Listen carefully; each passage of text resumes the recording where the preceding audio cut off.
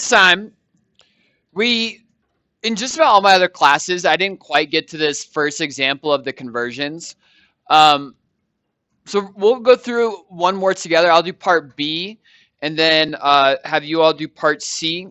And so just a reminder that the last thing you added into your notes was kind of like the one-step process to make the conversions, either between radians to degrees or degrees to radians.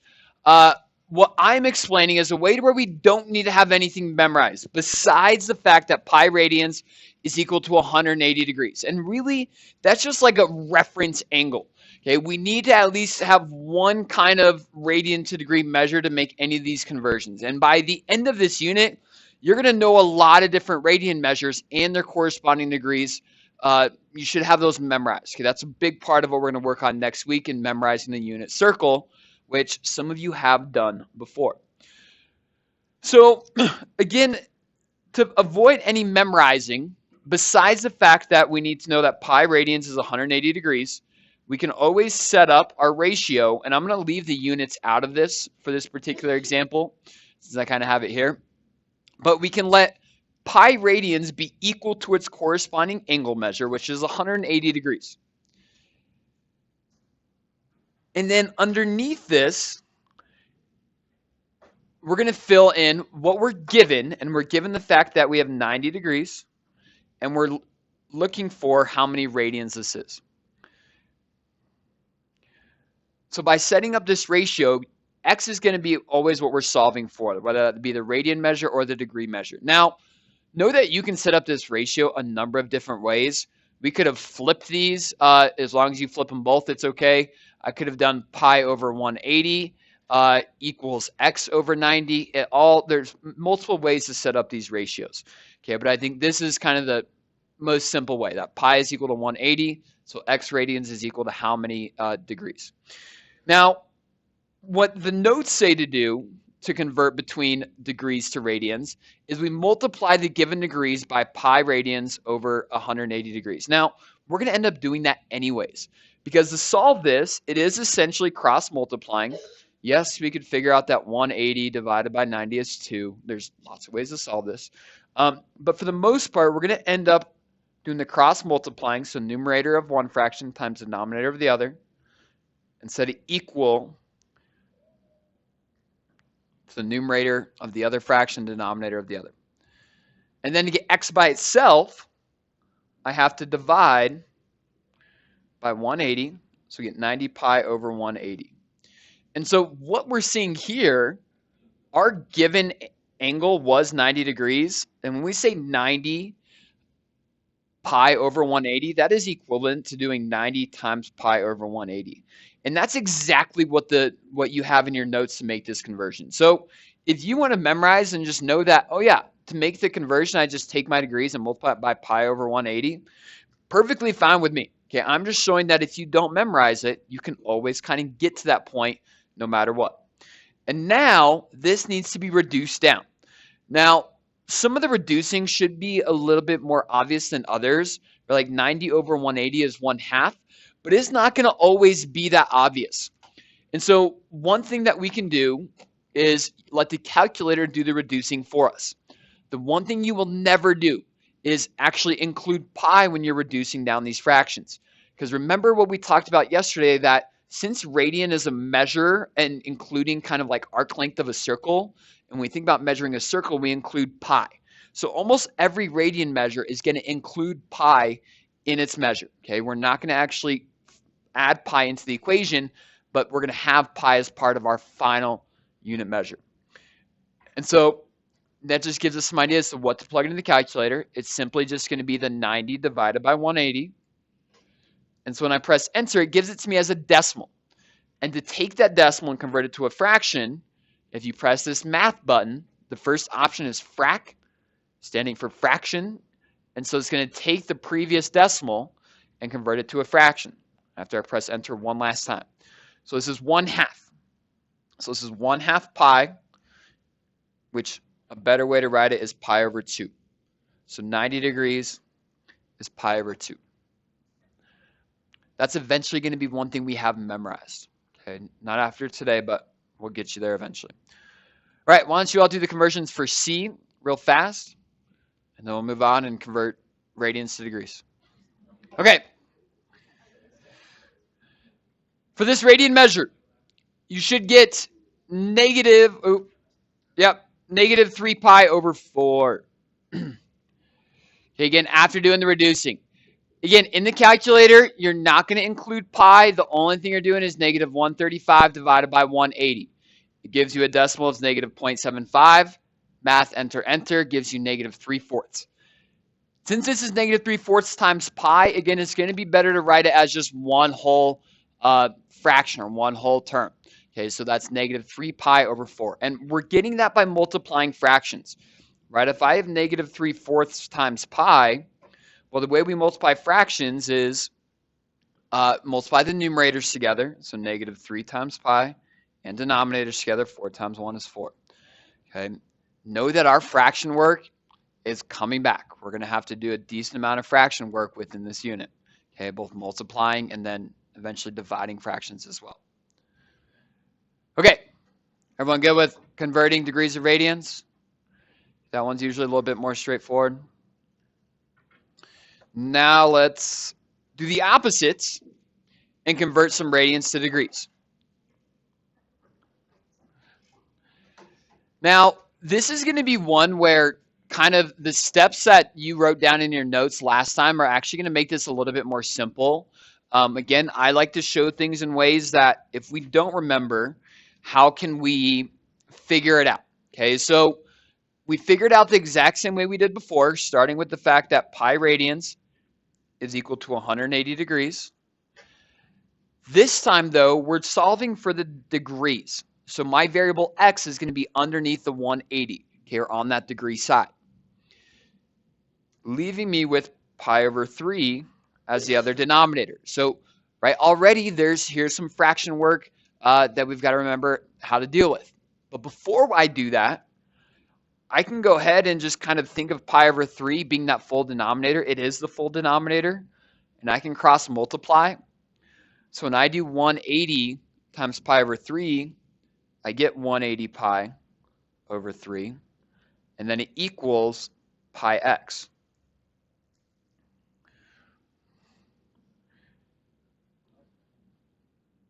So I'm just taking the denominator of pi over 3, multiplying it by 180. That's 180 pi over 3. And then set it equal to pi x. So pi times x. Then again, there's a couple ways of how we can go about dealing with this. I would probably get rid of the fraction first. You can multiply by 3 if you want, but then you're going to eventually divide by 3 back anyways. So I might at this point just figure out what 180 divided by 3 is, which is 60. So this is 60 pi equals pi x. And every single time we convert to degrees, the pi should go away, right? And it's going to go away because to get x by itself, we need to divide by pi, and pi divided by pi is 1, giving us or getting us to x equals 60.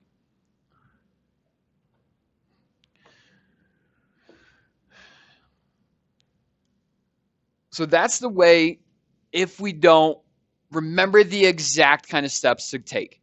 Now, in your notes, okay, if you look back as to how we convert from degrees to radians, we're going to multiply the radians by 180 over pi. So let's just kind of see how that ends up working out. We, again, get to the same value.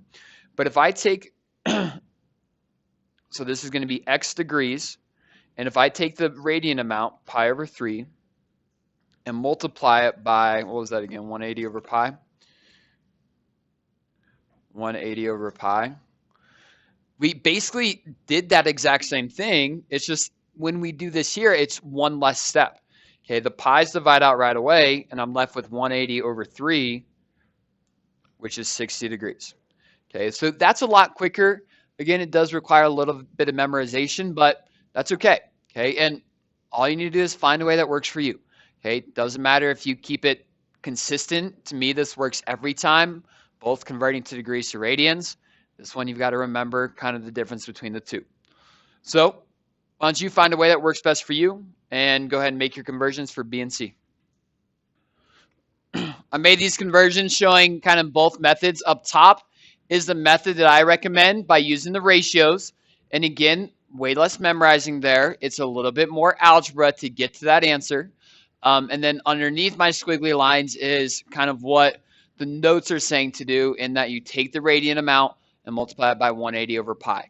In both cases here, there's a lot more algebra involved than going from degrees to radians. Okay, the pi's always divide out, and that's usually one of the first, shouldn't say one of the first things I deal with, but when I'm just taking the kind of steps that we have in the notes, I do get rid of those pi's basically right away. All right. Think about, again, it's a lot of fraction work, so we've got to remember how to multiply fractions, how to divide fractions. That's not something that you can get by without knowing. Okay, you've got to have those things down. So 300 degrees for part B. Part C, the 1 radian, you don't typically see 1 radian. That is kind of like a unique thing. Again, most of the time it's going to be in terms of pi. So when we have that 1 radian and make the conversion, we will actually divide by the pi, because there's not another pi for it to divide out with.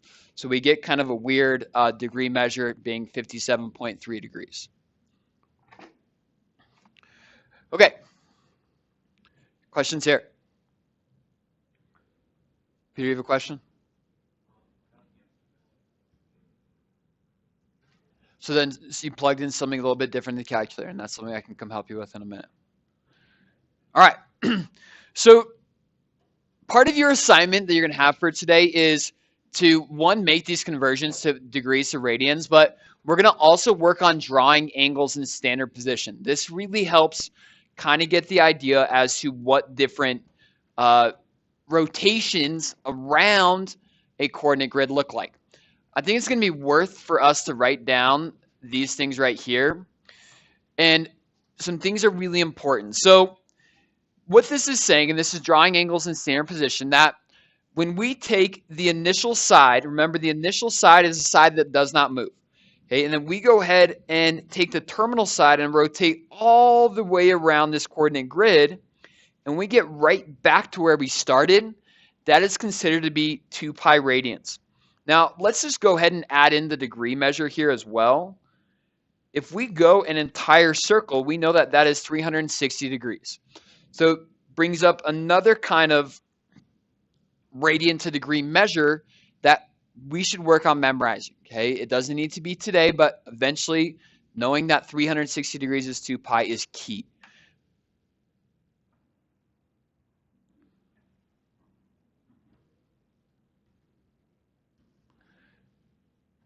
Hey, I'm going to jump over to the one that we've kind of already mentioned here, in that pi radians is equal to 180 degrees. And so again, when we take that initial side and rotate it halfway around this circle, and we eventually get the terminal side out here on the negative x-axis, that's 180 degrees, or a straight angle, which is equivalent to pi radians. Can that make sense, right? That if I take half of 360, I get 180, or half of 2 pi, I get pi.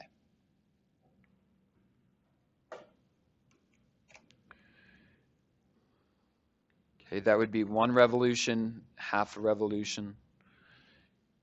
Okay, the 3/4 revolution, that, and all of these are bringing us to the axes, and that's why like these are going to be things that we kind of memorize.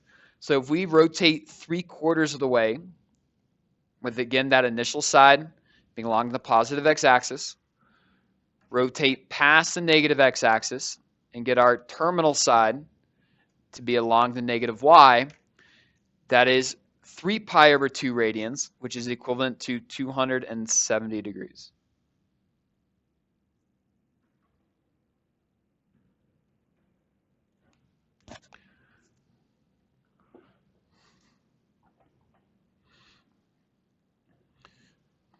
And then the last one, a 1/4 revolution. So taking this initial side and just rotating up to the negative or the positive y-axis. That creates a right angle, which is 90 degrees, which is pi over 2 radians.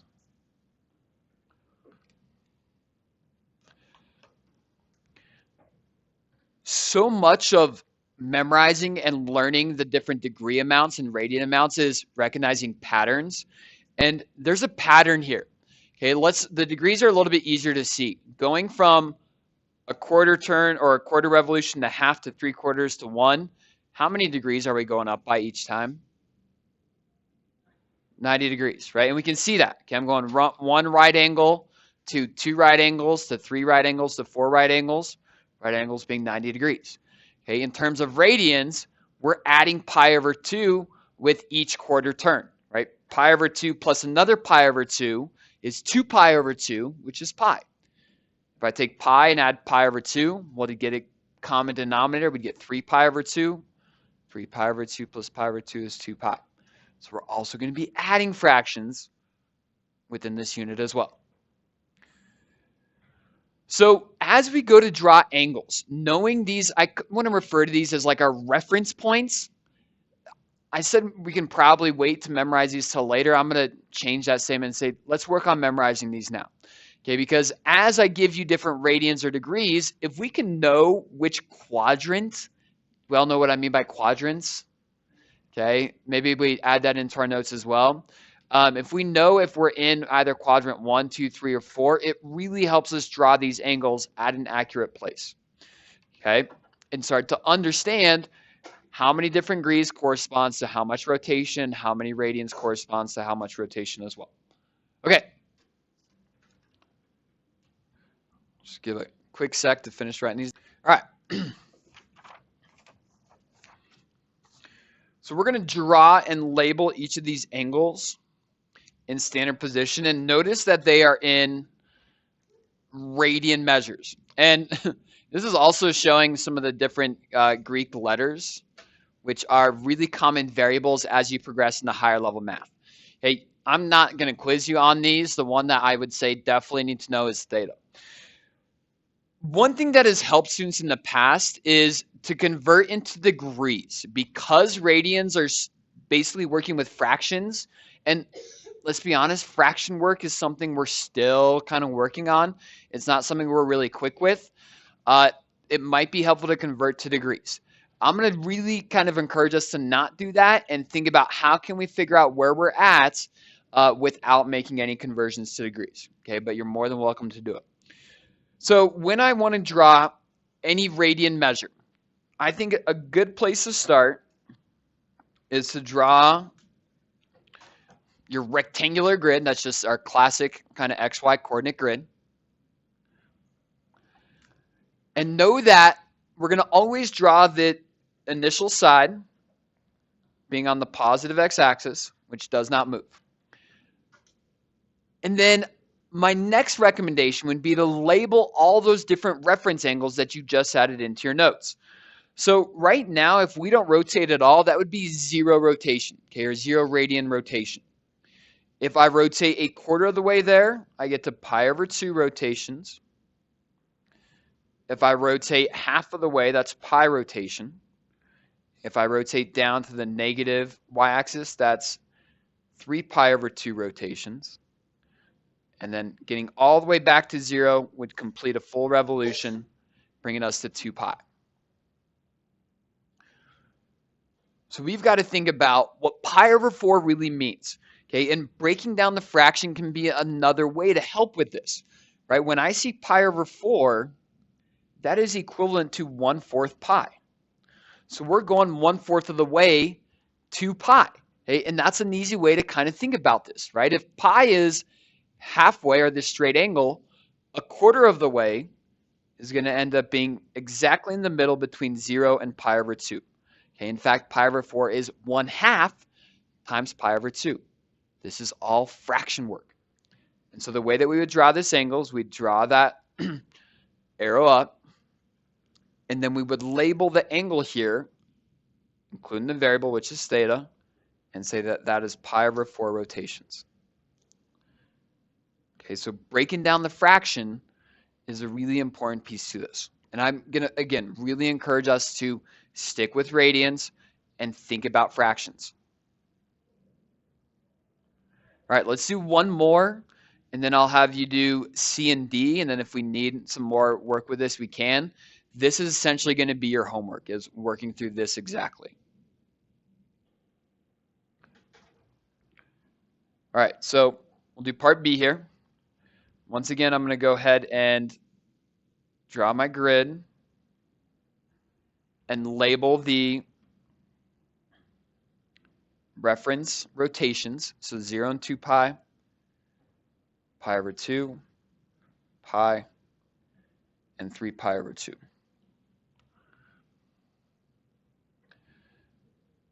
If I break down 5 pi over 4, that is equal to 5/4 pi.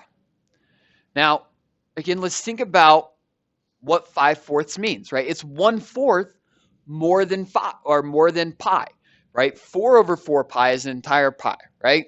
So another way to think about this 5/4 pi is think about it as 4/4 plus 1/4 pi.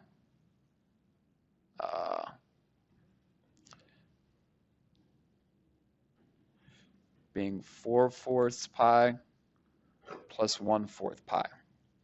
Okay, and so thinking about it this way, I'm like, all right, if I'm 1/4 pi more than just pi, well, pi brings me to the negative x-axis, and 1/4 quarter turn from there is exactly in the middle between pi and 3 pi over 2.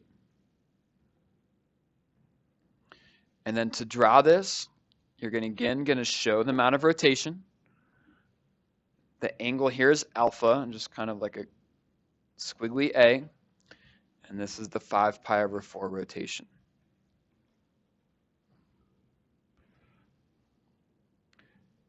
Okay.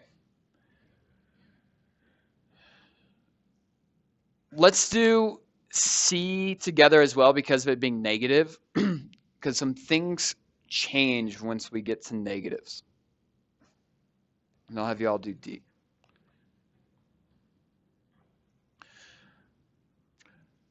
So when it's negative, that changes the amount of rotation. And you know what? Let's make a note of this right now, that positive rotation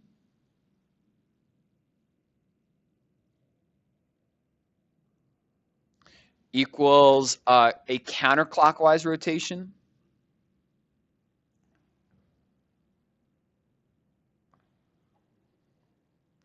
Okay, counterclockwise being the opposite direction that a clock moves. Okay, there's a clock in every room. So if you forget, watch the clock for a second, see which way it's moving. Counterclockwise is the opposite direction. Negative rotation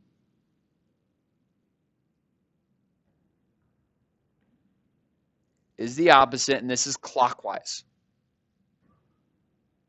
meaning the same direction that a clock moves. And that's something that we need to have down.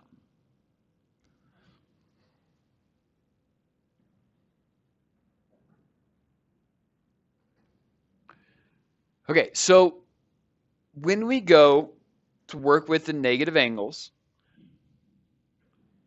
because we're switching the way we rotate, our reference points are going to be different as well. So when we have our initial side still out at the positive x-axis, that's still 0 rotation or 0 pi rotation. But then, instead of going up to the positive y-axis, we're going to go down to the negative y-axis. That quarter rotation is equivalent to the quarter rotation we make when it's positive. So by going down this direction, this is now negative pi over 2. Okay, so just the opposite from when we rotate in the positive direction. If we make a half a rotation, that is still pi, but by going this direction, it's negative pi. And then 3/4 of the rotation is still 3 pi over 2, but it's negative 3 pi over 2. And then if we get all the way back around to 0, we get to negative 2 pi.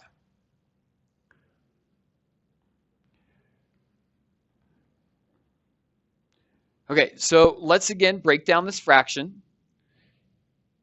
9 pi over 4 being 9/4 pi. We're doing C. Sorry, thank you. Negative 3 pi over 4 is equivalent to negative 3/4 pi.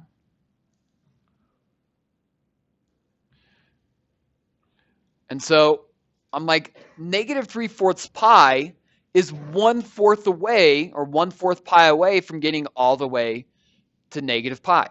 And so down to negative pi over 2, that would be negative 2 pi over 4. And so it's just one more quarter rotation. I shouldn't say quarter rotation. That'd technically be, what, an eighth of a rotation? But it's going to be exactly in the middle between negative pi over 2 and negative pi. This is beta, which is a b with like a long kind of back to it. And that's negative 3 pi over 4.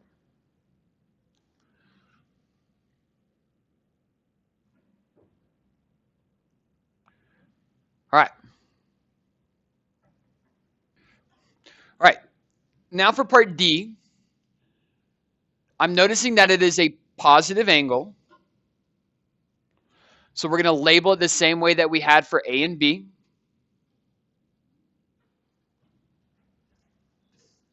We're going to label all of our reference points. So being 0,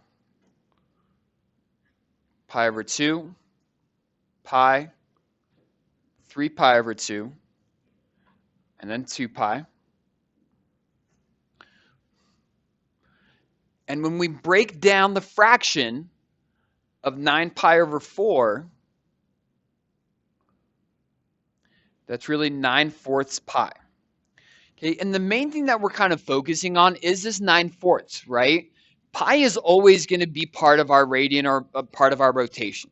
So I'm thinking about, how big is 9/4? Now, if you're not able to answer that really quickly, you can absolutely take the calculator and go 9/4 and see, okay, that's 2.25 pi, meaning we're going to go past 2 pi. So we're going to rotate all the way around at least once, and then an extra quarter turn. Now, another way to think about this, and this is where our fraction work is going to come into play, is if I know that 9/4 is more than 2, Haven, I'd wait just a minute. I can subtract away 2 pi. And to do that, I need a common denominator. So to get a common denominator, I'm going to multiply by 4 over 4. Turning this into 9 pi over 4 minus 8 pi over 4. And 9 pi over 4 minus 8 pi over 4 is pi over 4.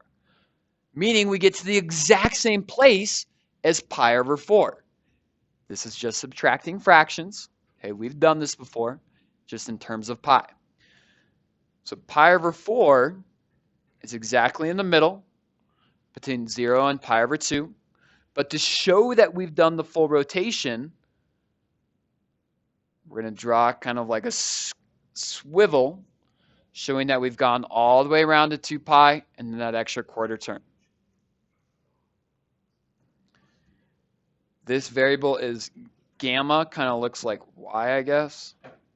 And that is 9 pi over 4. Right?